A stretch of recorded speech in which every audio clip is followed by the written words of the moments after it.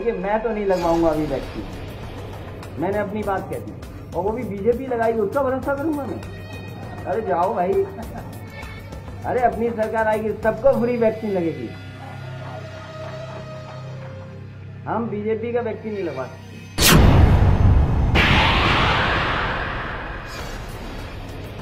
Corona के इस भयावता में ऐसे कई चेहरे बेपर्दा हुए हैं जिन्होंने इस आपदा को अपनी राजनीतिक रोटियां सेकने के अवसर के तौर पर इस्तेमाल किया। इन लोगों ने वैक्सीन को लेकर जबरदस्त भ्रम फैलाया, आम लोगों को गुमराह किया, वैक्सीन की गुणवत्ता पर सवाल खड़े किए, उसे इस्तेमाल न करने की सलाह दी। आज यही लोग सरकार से टीकाकरण की संख्या को लेकर सवाल पूछ रहे हैं। अब जब कोरोना से देश भर में मौतें हो रही हैं, तो यही लोग सरकार को वैक्सीन पर कटघरे में खड़ा कर रहे हैं कि अभी तक लोगों को वैक्सीन क्यों नहीं मिली। इन लोगों ने मानवता के खिलाफ जघन्य अपराध किया है, क्योंकि वैक्सीन पर इनके फैलाए गए भ्रम के चलते काफी लोग इस अभियान से अलग रहे। इन गुनाहगार चेहरों की फहरिस्त में सबसे ऊपर नाम समाजवादी पार्टी के मुखिया अखिलेश यादव का है। अखिलेश यादव ने 3 जनवरी को लखनऊ में एक प्रेस कॉन्फ्रेंस की और कोरोना की इस वैक्सीन को बीजेपी की वैक्सीन करार दिया। उन्होंने वैक्सीन न लेने का ऐलान भी किया। ये बात अलग है कि आज खुद अखिलेश यादव कोरोना के शिकार हो चुके हैं और ठीक होने की राह देख रहे हैं। राजनीतिज्ञों के साथ ही मीडिया के भी कुछ एजेंडेबाजों ने वैक्सीन को लेकर जमकर भ्रम फैलाया। न्यूज 24 के एंकर संदीप चौधरी इस गैंग की अगुवाई कर रहे थे। संदीप चौधरी ने 6 जनवरी को अपने शो में बीजेपी प्रवक्ता जफर इस्लाम से बहस करते हुए वैक्सीन को बेकार करार दिया। जफर, मैं भी प्राउड इंडियन हूं, आप भी प्राउड इंडियन हो, आप कोवैक्सीन लगवाएंगे? जब फ्रंट लाइन वॉरियर्स लगा रहे तो हमें क्या दिक्कत है? हम लगाएंगे, बिल्कुल लगाएंगे, आपको भी लेकर लगवाएंगे। मैं तो नहीं लगाऊंगा, नहीं लगाऊंगा। कोई दिक्कत है तो मैं आपको हेल्प भी करूंगा लगवाने में। मैं लगाऊंगा ही नहीं जब तक पूरी तरह से टेस्ट नहीं होगा, एफिकेसी प्रूव नहीं होगी, 3rd फेज का ट्रायल पूरा नहीं होगा, नहीं लगवाऊंगा। देखिए संदीप जी, इसको despite being a proud Indian, यही संदीप चौधरी 28 अप्रैल को एक बार फिर रंगे सियार की तरह टीवी पर नमूदार हुए और पूरी बेशर्मी से बहस करते हुए सवाल उठाने लगे। ये महामारी है, ये आपदा काल है, ये संकट काल है, ये आपातकाल है। जिंदगी जीने का हक मुझे दिया गया है, आपको दिया गया है, हम सबको दिया गया है। हमारे संविधान के तहत article 21, right to life and liberty, personal liberty, और इसमें डॉक्टर्स असिस्टेंस आती है, तो टीकाकरण किया जाता है। इस आपातकाल की सबसे बड़ी जरूरत है, तो ये टीकाकरण मुझे क्यों ना दिया जाए, और मुफ्त में क्यों ना दिया जाए? ये अलग अलग दाम क्यों? इसी तरह शेखर गुप्ता के द प्रिंट में वैक्सीन को लेकर एक के बाद एक दूसरे एजेंडाधारी आर्टिकल की भरमार नजर आई।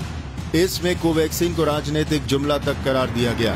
कोवैक्सीन के साथ ही कोविशील्ड को लेकर भी द प्रिंट के लेखों में सवाल खड़े किए गए। उद्योगपतियों का एक गैंग भी इस खेल में हिस्सेदार बना। उद्योगपति राजीव बजाज ने एनडीटीवी के एक शो में साफ तौर पर कहा कि वैक्सीन के खतरे इसके फायदों से कहीं अधिक हैं। छत्तीसगढ़ के स्वास्थ्य मंत्री टीएस सिंहदेव एक कदम और आगे निकल गए। 10 जनवरी को एएनआई को दिए बयान में उन्होंने ऐलान कर दिया कि हम छत्तीसगढ़ में कोवैक्सीन के टीकाकरण को बिल्कुल सपोर्ट नहीं करेंगे। कांग्रेस के प्रवक्ता रणदीप सुरजेवाला ने प्रेस कॉन्फ्रेंस कर वैक्सीन पर भ्रम फैलाने की कोशिश में पीएम के नाम का भी इस्तेमाल कर दिया। उन्होंने सवाल किया कि आखिर क्यों प्रधानमंत्री, स्वास्थ्य मंत्री और दूसरे केंद्रीय मंत्री पहले खुद वैक्सीन नहीं लगवा रहे।